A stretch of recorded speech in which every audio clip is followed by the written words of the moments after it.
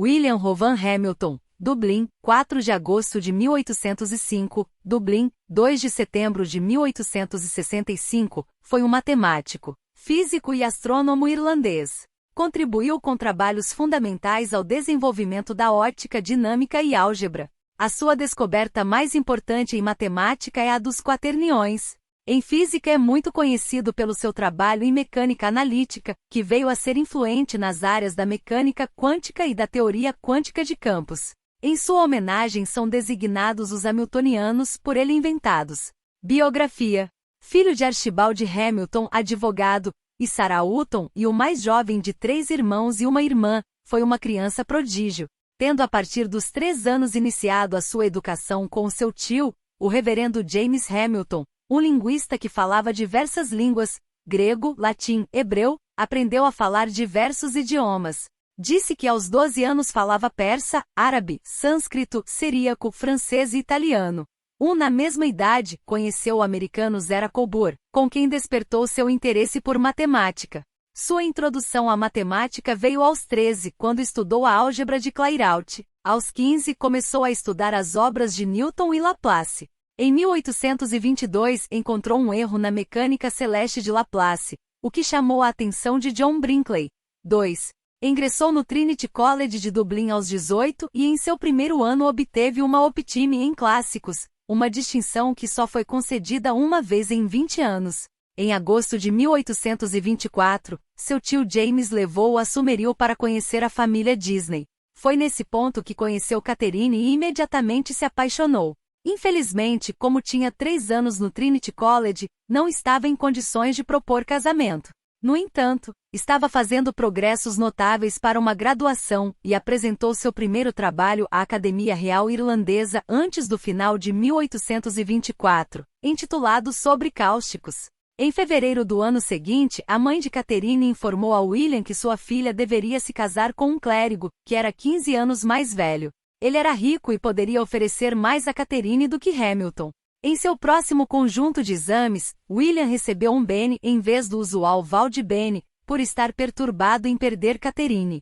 Adoeceu e chegou a pensar em suicídio. Nesse período se voltou à poesia, que era um hábito que perseguiu pelo resto de sua vida em tempos de angústia. Em 1826, recebeu um optime em ciência e clássicos, o que era inédito, enquanto em seu último ano como estudante de graduação, apresentou um livro de memórias da teoria dos sistemas de raios à Academia Real Irlandesa. É neste trabalho que introduziu a função característica da ótica.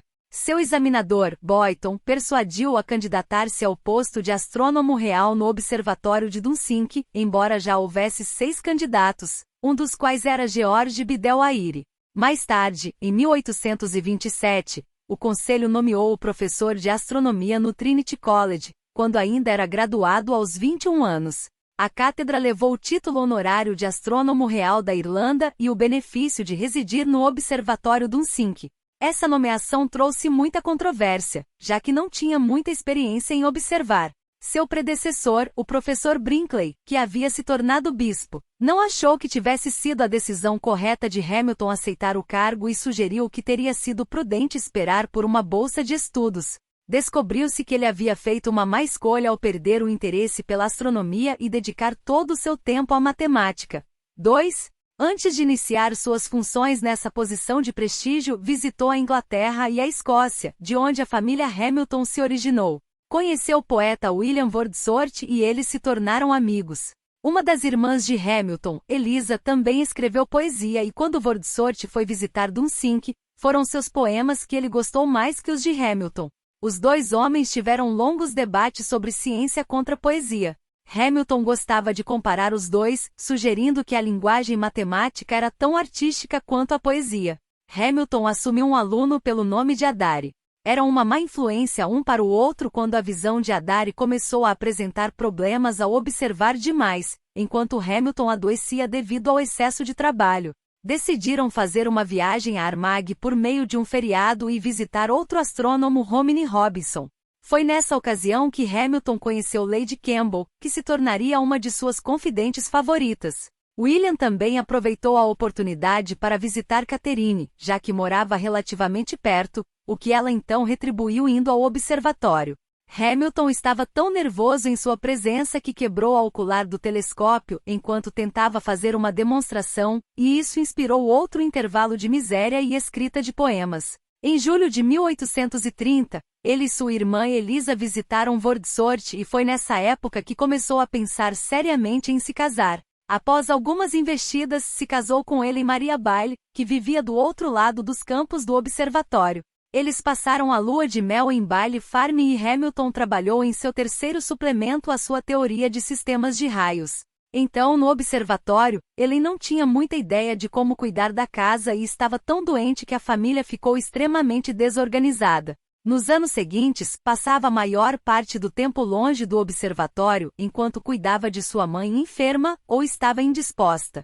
Em 1832, Hamilton publicou o terceiro suplemento, que é essencialmente um tratado sobre a função característica aplicada à ótica. Perto do final do trabalho, aplicou a função característica para estudar a superfície das ondas de Fresnel.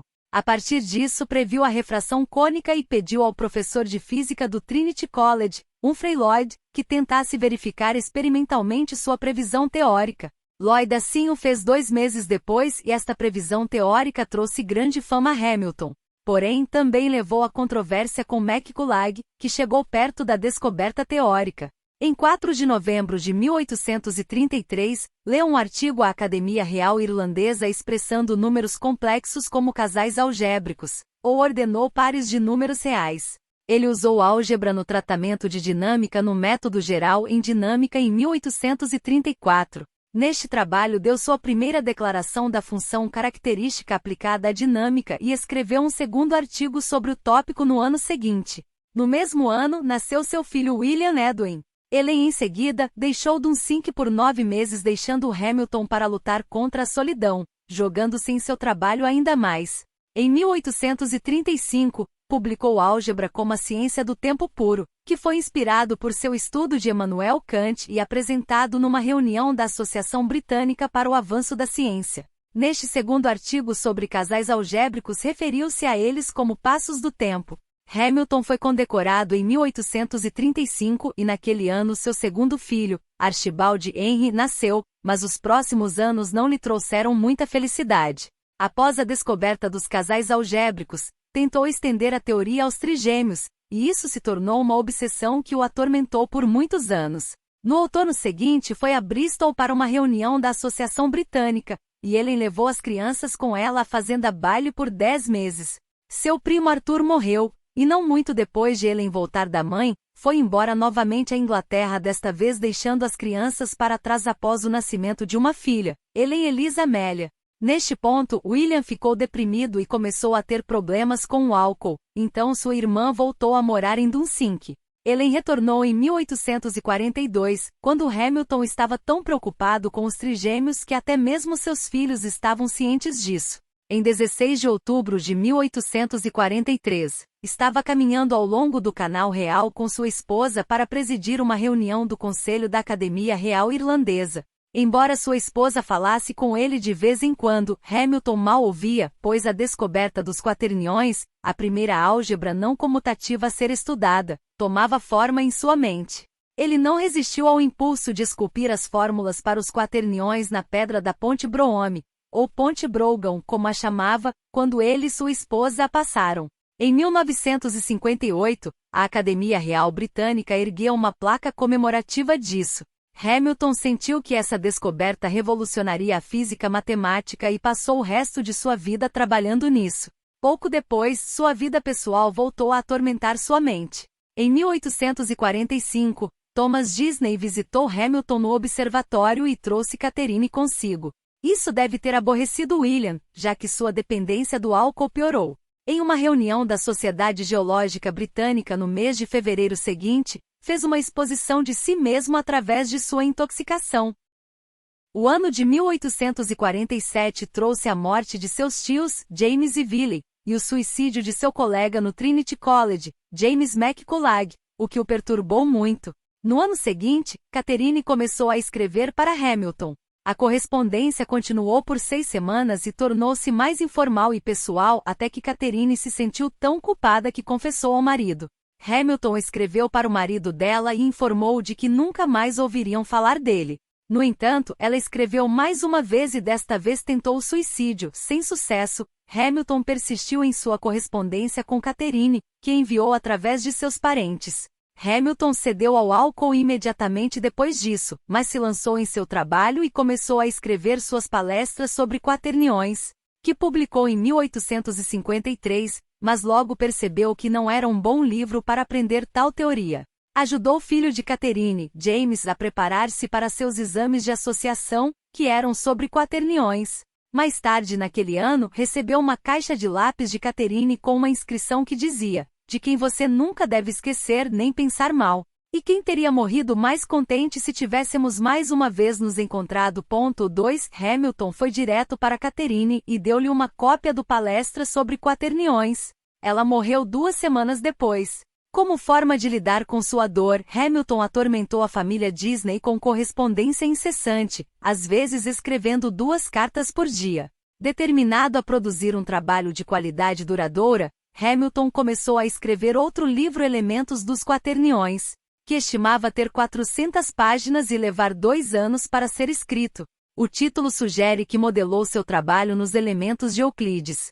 O livro acabou dobrando o tamanho pretendido e levou 7 anos para ser escrito. Na verdade, o capítulo final estava incompleto quando morreu e o livro foi finalmente publicado com um prefácio de seu filho William Edwin.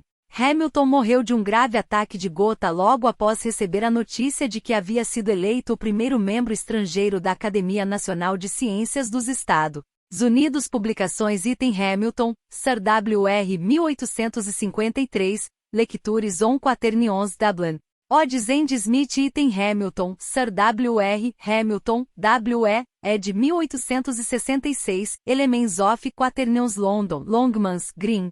E Item Hamilton, W.R. 1833, Introductory Lecture, on Astronomy Dublin University Review and Quarterly Magazine Volume 1, Trinity College, Dublin. Item for Hamilton's Mathematical Paper C. David Rua Wilkins, Sir William Rowan Hamilton, de 1805 a 1865. Mathematical Papers. Hamilton introduziu como método de análise, tanto os quaternios como os biquaternios.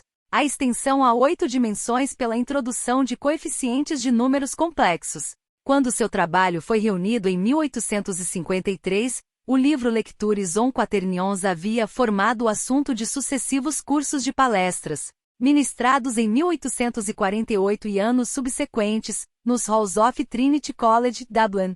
Hamilton declarou confiantemente que os quaternios teriam uma influência poderosa como instrumento de pesquisa. Quando ele morreu, Hamilton estava trabalhando em uma declaração definitiva da ciência dos quaternios. Seu filho William Edwin Hamilton trouxe os Elements of Quaternions, um volume robusto de 762 páginas, para publicação em 1866. Como as cópias se esgotaram, uma segunda edição foi preparada por Charles Jasper Joly, quando o livro foi dividido em 2 volumes. O primeiro aparecendo em 1899 e a segunda em 1901. O índice de assuntos e as notas de rodapé nesta segunda edição melhoraram a acessibilidade dos elementos.